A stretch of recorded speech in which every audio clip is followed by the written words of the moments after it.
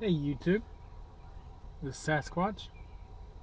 Just thought I'd have a little pipe with you. Uh, just got off work and just taking it easy. Just just about 2 weeks ago, I started working at a secondhand store, uh, just to make up, a little extra money. And man, I really have been digging it a little bit. Been coming up with some really cool. They bring in some really cool stuff there. Um, I'm a really big Norman Rockwell fan. I got this the other day. It's pretty cool. I don't know if you recognize it. It's a pretty. It's based. This figure is based off of a pretty popular Norman Rockwell painting. It's called the uh, oh, I can't think of what it's called right now. Self portrait. That's what it's called. Um, so it's pretty cool. I come across a lot of really cool stuff, but and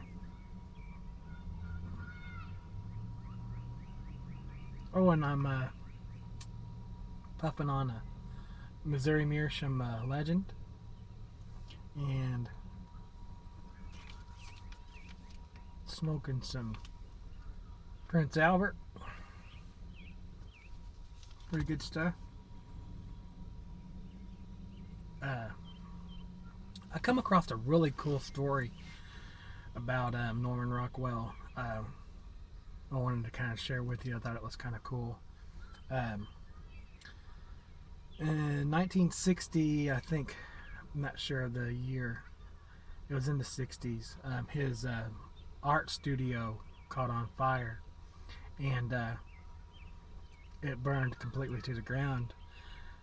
He said it was even his fault. He was when he turned out the lights, he some of the ashes from his pipe fell on some cushions, and they caught on fire.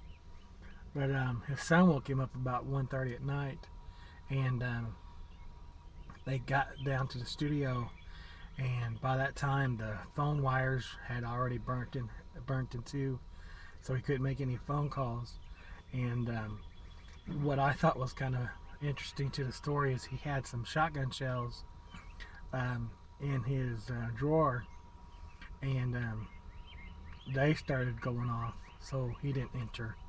It was too dangerous, and he kind of, I guess, watched his studio burn to the ground. And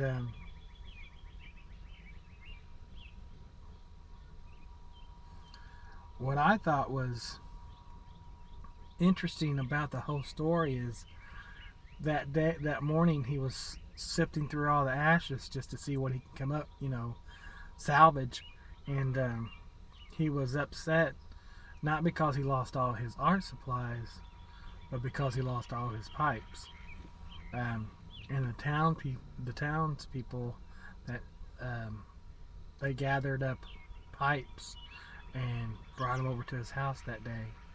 I thought that was so cool. They all pitched in and bought him some new pipes. That's probably how I would be. I'd be upset about, make sure everybody else, all my family was safe. But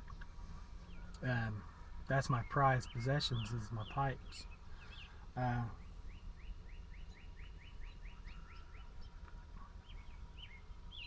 Norman Rockwell, um, he was a great artist, but you can tell how much he loved to smoke a pipe. Almost in every one of his paintings,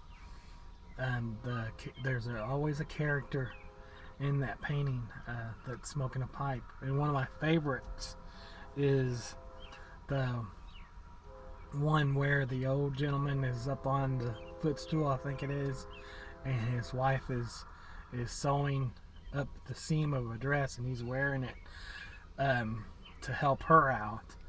and he has his little pipe off to the, cocked to the side, and he just looks really kind of disgusted. Something that my wife would probably want me to do, and I can see my wife doing that. I always thought that painting was so cool. Us men do some crazy stuff to make our wives happy.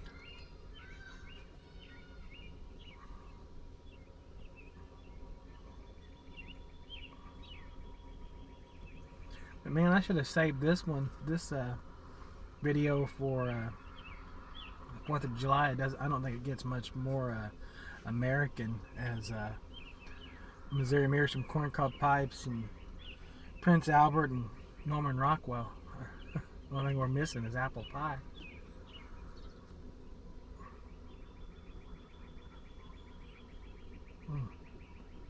This Prince Albert is one of my favorites. There's nothing wrong with over-the-counter drugstore type tobacco.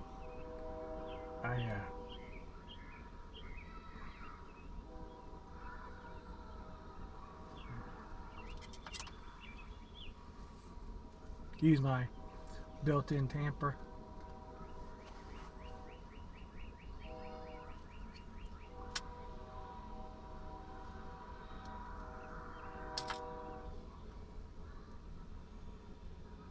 That nice cocoa taste, that nice buttery cocoa taste is awesome. I love it.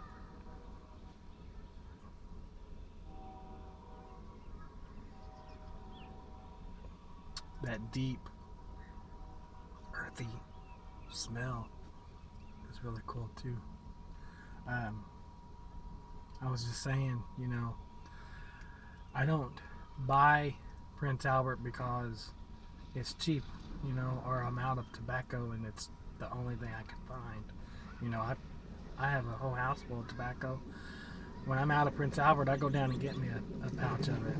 It's one of my top tobaccos.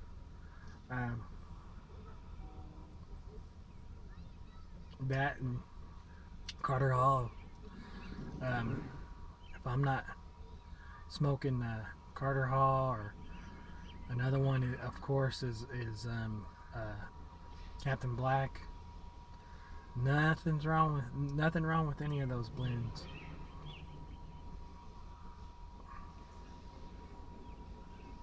I think this tastes a lot like Haunted Bookshop without the little kick from Perigue.